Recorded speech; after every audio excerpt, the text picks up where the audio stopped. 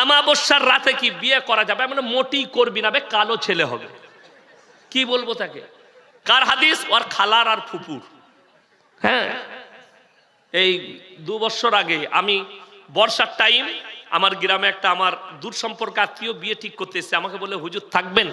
আমি বললাম মাদ্রাসার ক্লাসে আছি, আমি আসরের নামাজ পড়ে যাব, চা পানি খেয়ে দিন ঠিক হবে, বিয়ের দিন ঠিক হবে। আমি আর আসরের নামাজ পড়েই গেলাম, ডায়েরিটা নিয়ে গেলাম, দেখছি চা দিয়েছে, চা বিস্কুট চানাচুর পাঁপড় সব আছে। আর আমাদের বাঙালিদের আছে চায়ের সঙ্গে ডিম সিদ্ধ দেয় না? দেয় না? দেয়। ডিম দেয় নাই। আমি মনে মনে ভাবলাম আল্লাহ ডিমটা ভুলে গেছে না কিনে নি, না পয়সা না, যাই হোক। এরপর দিন ঠিক করছি, ছেলের বাপ বললে একটু হুজুর বলুন আপনি যেদিনে থাকতে পারবেন। আমি বললাম দেখো আমার কাছে জলসা, ফাল্গুন মাসের প্রথম সপ্তাহে শনিবার বিয়ে, রবিবার অলিমা করে দাও। কি বললে জানেন? বলে হুজুর বলছি। সে বাইরে গিয়ে ফোন লাগাইছে কাকে? বড় মুফতি সাহেবকে। কে? তার বউ। ওর থেকে বড় মুফতি তো কেউ নাই। তাকে ফোন করে বলছে হুজুর বলছে শনিবার বিয়ে। সে ওই দিক থেকে মুফতি সাহেব ফতোয়া দিচ্ছে না, শনিবার শনি লেগে যাবে, যা বুঝে করগা। কোথায় পেলি? এটা কোরআন হাদিস লয়, ও ইসলামিক কালচার, ও মুসলিম ভাইদের কালচার, এদের কাছে চলে এলো। বলছে শনিবার বিয়ে দিলে শনি লেগে যাবে। আমাকে বলছে হুজুর সোমবার বিয়ে, মঙ্গলবার অলিমা। আমি বললাম এই বিয়েতে আমি নাই। দিন ঠিক হয়ে গেল,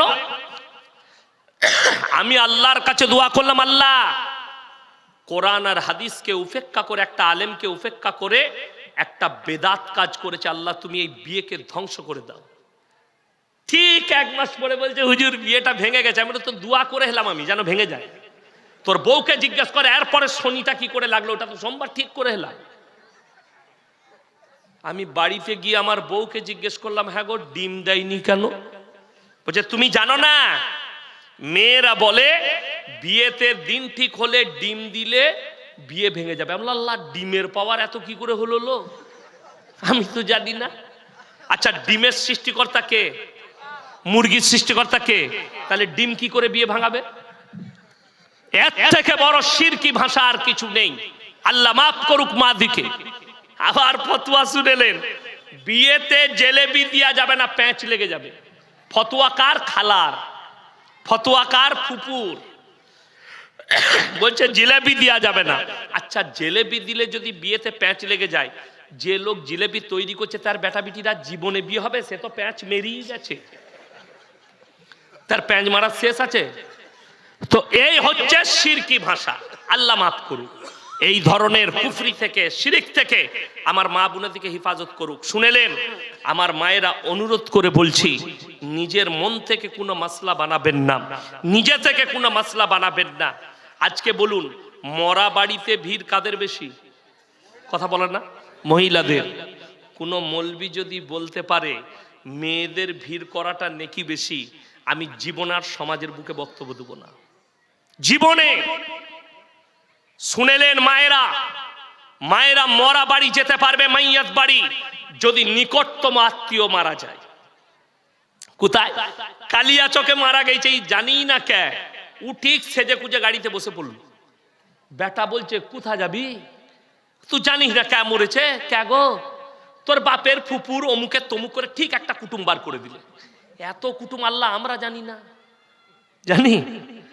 আরে আমি তো কোথাও কুটুম বাড়ি গেলে আমি মাকে, আমার গিন্নিকে জিজ্ঞেস করি হ্যাঁ গো আমাদের কে হয়, সম্পর্ক জিজ্ঞেস করে যেতে হয়।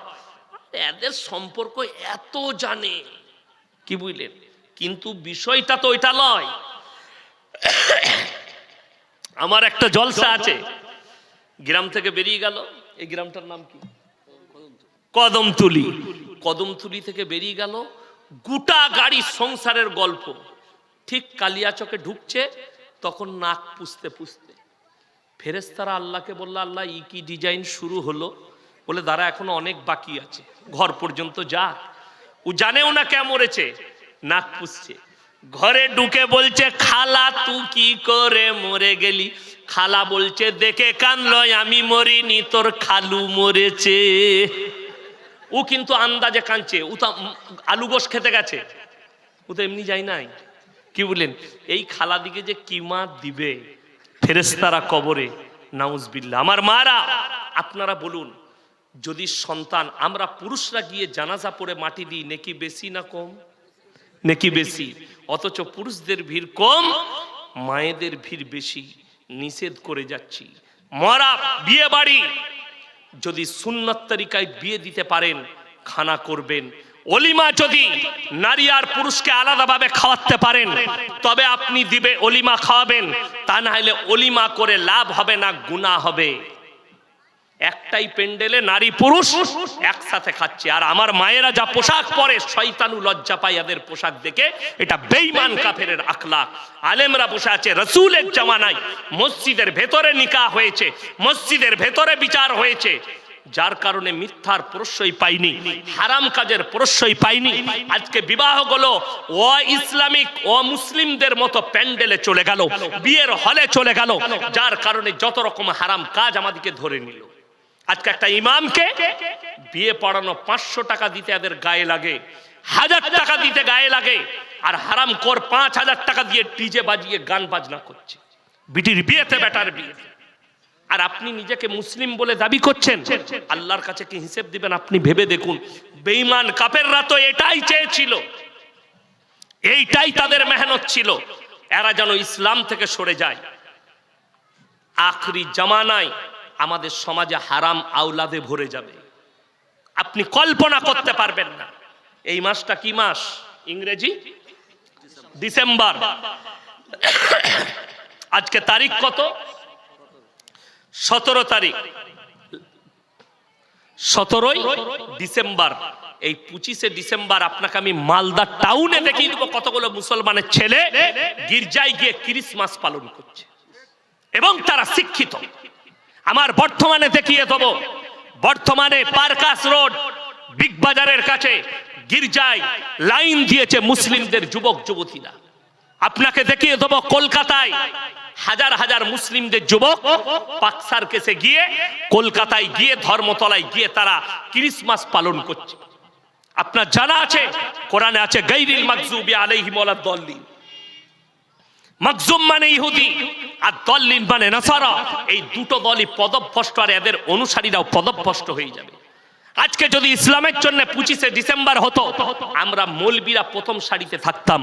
দুঃখের কথা বলি, এইটা তো মালদা টাউন, সামনে সুজাপুর গয়েশবাড়ি। আমি 23 সালের 31শে ডিসেম্বর আমি জলসা করেছিলাম গয়েশবাড়িতে। রাত 11:45 জলসা শেষ করেছি। আমার গাড়িতে 13 মিনিট লেগেছে কালিয়াচক স্ট্যান্ড যেতে। স্ট্যান্ডে গিয়ে লাইন জ্যামে দাঁড়িয়ে আছি, 4টা গাড়ি দাঁড়িয়ে আছে। আমি ম্যানেজারকে বললাম গিয়ে দেখো কি ব্যাপার। পুলিশ প্রশাসন দাঁড়িয়ে আছে, 100টা মুসলিমদের যুবক 1 লক্ষ টাকার বোম বিছিয়ে বসে আছে। 12টা বাজলে তারা বোমগুলো ফাটাবে। এদিকে যারা মুসলমান ভাববে তাদের ঈমান যাওয়ার খতরা আছে।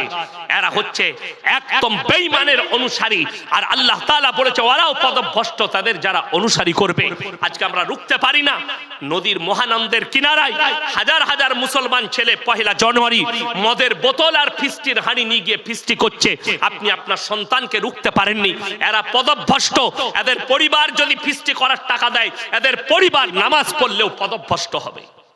আপনার জানা নেই আমার ভাই, কিয়ামতের দিন আল্লাহ ঈসা মাসিহকে দাঁড় করাবেন, ঈসা নবীকে কাঠগোলাতে।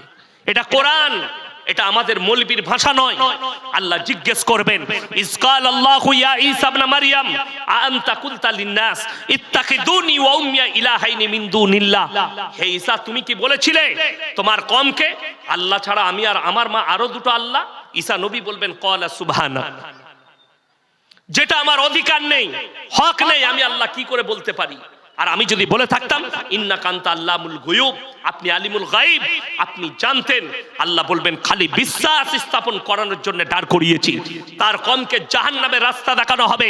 আর তুমি যদি সেখানে সাথ দাও, আল্লাহর কসম তোমাকে ওই জাহান্নামের রাস্তা অতিক্রম করতে হবে। আপনারা ঈদের নামাজ পড়েন না? ঈদের নামাজে শুনেছেন কোন খ্রিস্টান আছে, কোন ইহুদি আছে? আপনি তার পরব পালন করছেন। আজকে হে আমার যুবক যুবতী, যারা স্কুল কলেজের স্টুডেন্ট আছেন, তাদেরকে অনুরোধ করে বলে যাচ্ছি, তোমার জানা নেই তারা নাম দিয়েছে ইহুদি খ্রিস্টানরা ভ্যালেন্টাইন ডে 14ই ফেব্রুয়ারি, কাজ হচ্ছে জিনা করা। তারা নাম দিয়েছে চকলেট ডে, কাজ হচ্ছে জিনা করা। তারা নাম দিয়েছে রোজ ডে, কাজ হচ্ছে জিনা করা। তারা নাম দিয়েছে কিস ডে, কাজ হচ্ছে জিনা করা। তারা নাম দিয়েছে রিলেশনশিপ, কাজ হচ্ছে জিনা করা। বেঈমান কাফেররা ঠান্ডা মাথায় আপনাকে জিনা করাবে। 1 মাস আগেকার খবর বলছি, একজন বিশ্বের 1 নম্বর ফুটবলার, দামি ফুটবলার, আমি নাম করব না কোন দেশের, তার গার্লফ্রেন্ড প্রেগনেন্ট, ফেসবুকে পোস্ট করেছে, পেটের ছবি দিয়েছে আমি প্রেগনেন্ট। ওই ফুটবলার তারপরে পোস্ট করছে, আমার সন্তান হলে আমি এই নাম রাখবো। পরবর্তীতে ওই মেয়েটা পোস্ট করছে, এই সন্তান তোমার নয়, তোমার সাথে ঝগড়া হবার পরে আমি অন্য জনের সঙ্গে রাত কাটিয়েছি, বাচ্চাটা তার। নাউজবিল্লাহ বলে। ইসলাম এটাকে বলছে জিনা। আজকে আমি জলসা করতে এসেছি, ইনারা যদি বলে আপনার পরিচয় কি, আমি আমার বাপের নাম লুবো না মায়ের? বাপের। আমি যদি ইনাকে জিজ্ঞেস করি আপনার পরিচয় কি, ইনি ইনার বাবার নাম বলবে না মায়ের? বাবার। বাবা যদি মারা যায় তাও বলবে আমি মৃত অমুকের ছেলে, বলে না লোকে? আপনাদের এখানে ছাগল আছে না নাই? ছাগলের বাচ্চা হলে পাঁঠার বাচ্চা বলেন না ছাগলের? গায়ের বাচ্চা হলে ষাঁড়ের বাচ্চা বলেন না গায়ের? আপনারা হাসছেন, কিন্তু এর ভেতরে এত গভীরতার কথা আছে, আপনারা এটা ব্রেনে গেঁথে নিয়ে যান। আমরা মনে করি ইনসান আর জানোয়ারের ফারাকটা, তারা 4 পায়া জন্তু, আমরা 2 পায়া। আমরা কথা বলতে পারি, তারা কথা বলতে পারে না। এটা ফারাকি নয়, এটা কোনো ফারাকি নয়। একটা মানুষ বোবা হয় না, হয় না? কথা বলতে পারে না, তাহলে ফারাক কি রইল? একটা মানুষ, কোরআনে আছে বালহুম আদাল, চতুষ্পর জন্তুর থেকেও খারাপ তারা যারা আমার আল্লাহকে চিনতে পারলো না, যারা নিজেদের মা বাবার সঙ্গে অপব্যবহার করলো, যারা আল্লাহর রসুলকে গালি দিল, এরা চতুষ্পর জন্তুর থেকেও খারাপ, যাদের কাছে দিন নাই। শুনেলেন আল্লাহ ফারাকটা কি করেছে? ইনসানের পরিচয় আল্লাহ ঘটিয়েছে বাপের দ্বারা, আর জানোয়ারের পরিচয় ঘটিয়েছে মায়ের দ্বারা। তার কয়েকটা প্রুফ দিচ্ছি। ইমাম আবু হানিফা রহিমাহুল্লাহকে একদল মহিলা এসে জিজ্ঞেস করলেন যে আপনি বলুন তো, ইসলামে 4টা বিয়ে করা একটা পুরুষের জন্য জায়েজ আছে, একটা মেয়ে কেন 4টা স্বামী রাখতে পাবে না? তিনি বললেন কাল সকালে উত্তর দেবো, চলে যাও। মহিলারা চলে গেলেন। ইনি পেরেশান, বাড়িতে খানা খেতে বসেছেন। ইনার মেয়ে খানা খাওয়াচ্ছেন আব্বাকে। বললে আব্বা আপনি এত পেরেশান কেন? মা, মহিলারা আমাকে প্রশ্ন করেছে পুরুষরা 4টা বিয়ে করতে পাবে ইসলামে, মেয়েরা কেন 4টা স্বামী রাখতে পাবে না? আমি উত্তর দিইনি। সেই যুগটা টেকনোলজির যুগ ছিল না, সেই যুগটা সায়েন্সের যুগ ছিল না। ইমাম আবু হানিফা রহিমাহুল্লাহকে তিনার মেয়ে বললেন, আব্বু কাল সকালে মহিলাগুলোকে আমার কাছে পাঠান, আমি উত্তর দেব। তিনি চলে গেলেন। সকালে বসে আছেন নিজের অফিসে, মহিলারা এসে পর্দায় হাজির। বললে তোমরা আমার মেয়ের কাছে যাও, সেই উত্তর দেবে। সেই মহিলারা ইমাম আবু হানিফা রাহিমাহুল্লাহর মেয়ের কাছে এলেন। তুমি নাকি আমাদের প্রশ্নের উত্তর দেবে? হ্যাঁ উত্তর দেবো, বসো। প্রত্যেকটা রেওয়ায়াতে আছে মহিলাকে একটা করে কাটোরা ধরালেন, তোমরা নিজের নিজের স্তন থেকে দুধ বের করে নিয়ে এসো। প্রত্যেকটা মহিলা নিজের নিজের স্তন থেকে দুধ বের করে নিয়ে এলো। একটা পাত্রের মধ্যে বললে ঢেলে দাও, সব ঢেলে দিল, মিক্স হয়ে গেল দুধগুলো। এরপরে ইমাম আবু হানিফা রাহিমাহুল্লাহর মেয়ে বললেন তোমরা নিজের নিজের দুধগুলো বের করে লাও। সেই মহিলারা বললে এই পাগল মেয়ে, এই দুধগুলো মিক্স হয়ে গেছে, বার করব কেন? বলে পাগল আমি নয়, পাগল তোমরা। একটা ছাগল যদি মাঠে যায়, 5টা পাঁঠা মিলামিশা করলে কার বীর্য থেকে বাচ্চা হয়েছে এটা আল্লাহ ছাড়া কেউ জানে না। একটা গাই যদি মাঠে যায়, তার সঙ্গে 5টা ষাঁড় মিলামিশা করবে, কার বীর্য থেকে বাচ্চা হয়েছে এটা আল্লাহ ছাড়া কেউ জানে না। আজকে তোমরা যদি 4টা পুরুষ রাখতে চাও, কার বীর্য থেকে বাচ্চা হবে এটা সংশয় দাঁড়াবে। ওই জন্য আল্লাহ মানুষের পরিচয় দিয়েছে বাপের দ্বারা, আর জানোয়ারের পরিচয় ঘটিয়েছে মায়ের দ্বারা। ওই জন্য তোমরা 4টা স্বামী রাখতে পারো না, তোমাদের আর জানোয়ারের মধ্যে কোনো ফারাক থাকবে না। আজকের দিনে কিয়ামত কাছে। শুনেলেন আমেরিকা, লন্ডন, জাপান, জার্মান, উত্তর কোরিয়া, চাইনা, ব্রাজিল, অস্ট্রেলিয়া, স্পেন, যতগুলো বেঈমান কাফেরের দেশ আছে তারা তাদের পার্লামেন্টে পাস করিয়েছে।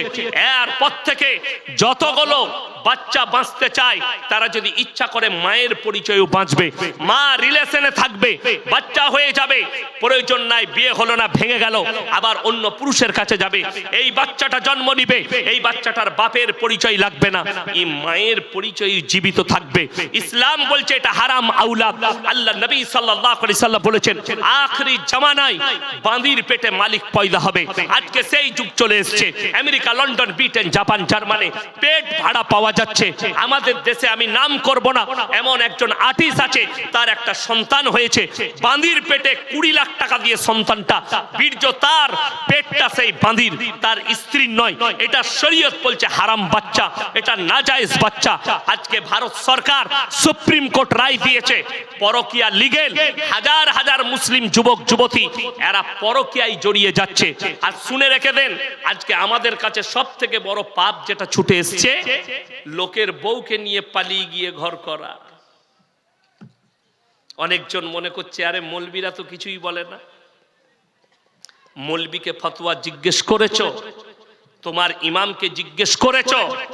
আজকে আমাদের সমাজে এই লোকও বাস করে, প্রকাশ্যে জিনা করছে। কেউ যদি নিজের বিবিকে, কেউ যদি লোকের বউকে নিয়ে পালিয়ে যায়, তার আগের স্বামী যদি তাকে ডিভোর্স না দেয়, গোটা পৃথিবীর মৌলবী যদি নিকাহ পড়ায়, আল্লাহর কসম নিকাহ হবে না, হারাম। প্রথম স্বামী ডিভোর্স দিবে, ইদ্যত পালন করবে, তারপরে অন্য স্বামী গ্রহণ করতে পারবে। গোটা পৃথিবীর মৌলবী বিয়ে পড়ালে জায়েজ হবে না। আজকে আপনি ওটাকে জায়েজ করার দিয়েছেন। স্বামী বিদেশে থাকে, স্বামী কেরলে থাকে, মুম্বাইয়ে থাকে, স্বামী লন্ডনে থাকে, স্বামী আরবে, দুবাইয়ে, কাতারে থাকে, বিবি পরকীয়ায় লিপ্ত হয়ে আছে। জেনে রেখে দিবেন, ওই মায়েরা জান্নাতে তাড়াতাড়ি যাবে। কারুর যদি স্বামী মারা যায়, তার যদি বাচ্চা থাকে, সে ওই বাচ্চার জন্য নিজের যৌবনটাকে কুরবান করে পর্দার মধ্যে থেকে ছেলেদিকে মানুষ করবে। এই মেয়েটার জান্নাতে যাওয়া থেকে কেউ রুখতে পারবে না।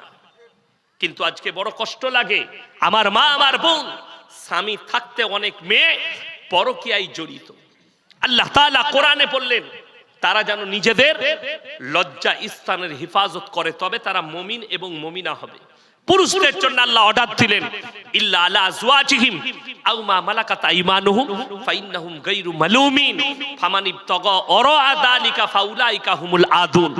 তোমরা তোমাদের স্ত্রীর সঙ্গে খারাপ ব্যবহার করো না, স্ত্রী ছাড়া তোমরা অপরের সঙ্গে সম্পর্ক করো না, তোমরা হবে সীমা লঙ্ঘনকারী। যারা নিজের স্ত্রী থাকতে অপরের সঙ্গে সম্পর্ক করে, এরা হচ্ছে সীমা লঙ্ঘনকারী। বিবিকে ভালোবাসুন, বিবির সঙ্গে মহব্বত করুন। আপনি রাসূলের সুন্নত আদায় করলেন কোথায়? উত্তরপ্রদেশে মসজিদে আজান দেওয়ায় ইমামকে 2 লক্ষ টাকা জরিমানা করা।